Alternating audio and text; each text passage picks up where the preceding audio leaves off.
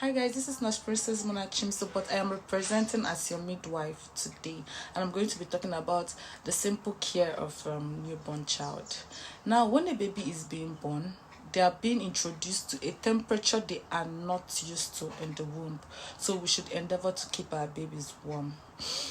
I'm also going to be talking about the care of the umbilical cord. The umbilical cord is that cord at the belly button that is attached to the mother's placenta. Now, we all know that the baby feeds from the placenta and so on. So when a baby's cord is being cut, care of the cord from birth is important. Now, when cleaning the cord, we should make sure we clean the cord from inside out. Mothers, we use clean cotton wool and spirits to clean the cord from inside out. Make sure that the cord is always dry. Always observe the cord to make sure it is not smelling and it is not dirty. Do not beat your baby until the cord falls off. The cord falls off 5 to 8 days after birth. If after 8 days the cord hasn't fallen off, please meet your midwife or your doctor. Also, one of the reasons we don't beat babies before the cord falls off is to avoid transferring disease or germs or whatever to the cord. However, we wipe our baby. We wipe our baby with warm water, a clean towel, and some put very little Dettol. You wipe your baby properly.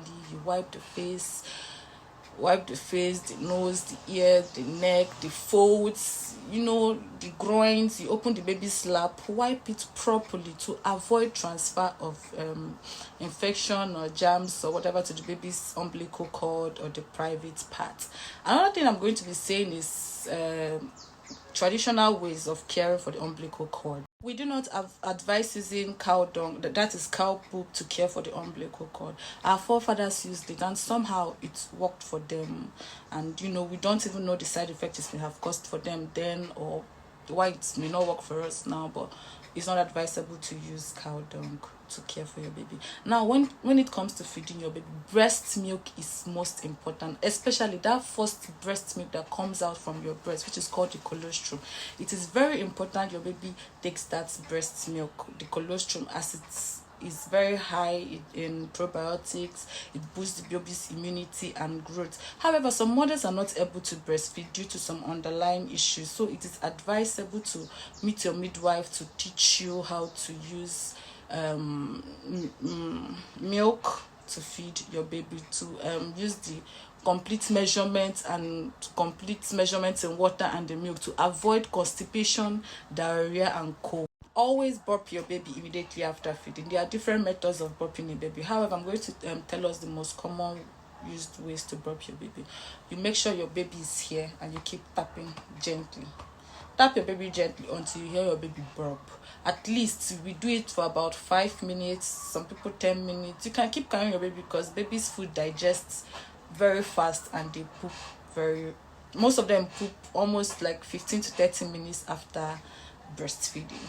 Also, I would say when it comes to breastfeeding your baby, or when it comes to feeding your baby rather, make sure that the baby is not consuming air or swallowing air.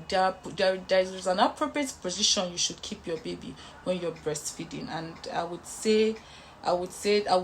do that as a whole practical teaching next time. So I'm going to come to one of the most common mistakes we make when it comes to newborn. Please listen. You see, when they visitors, oh baby, more. If I were you, na dog akananti. Do not let visitors kiss your baby. Even you yourself, do not kiss your baby randomly. I mean, you have to make sure your hands are clean, your mouths are clean, because they are very much prone to sickness, and that is why you see kids of 0 to 1 year suffering diarrhea, fever, vomiting, stooling. So please avoid, but even herpes, it's a skin whatever, so avoid it. Avoid people kissing your baby randomly. Now you see, when you carry your newborn, hey, you shake your baby and the head is wrong, you are damaging your child's brain, you're damaging your child's health. Do not shake your baby, do not swing your baby. For a newborn baby, I think it is too early to carry your baby at the back. No, it is too early, please. So do not shake your baby randomly, do not kiss your baby randomly, and do not back your newborn baby. Always ensure that your baby gets their complete vaccination at birth, at 6 weeks, at 10 weeks, at 14 weeks, 6 months. Make sure they get their complete vaccination. Your midwife or your doctor would educate you on that. And also, you while pregnant, make sure you get your complete vaccination during your pregnancy. There are so many things I want to tell you about the care of a newborn, but these are the basic ones you should look out for and you should be able to do. Monitor your child's health, monitor your child's feeding, monitor your child's well-being. If there is any atom of change, please run to your midwife, run to your doctor. Ensure that your child is healthy. Covering your child with mosquito net to avoid mosquito biting them, to avoid malaria. So these are the few tips I can tell you. If you have any question, please do well to chat me up. Thank you for listening and ask your questions. We love you. Mwah.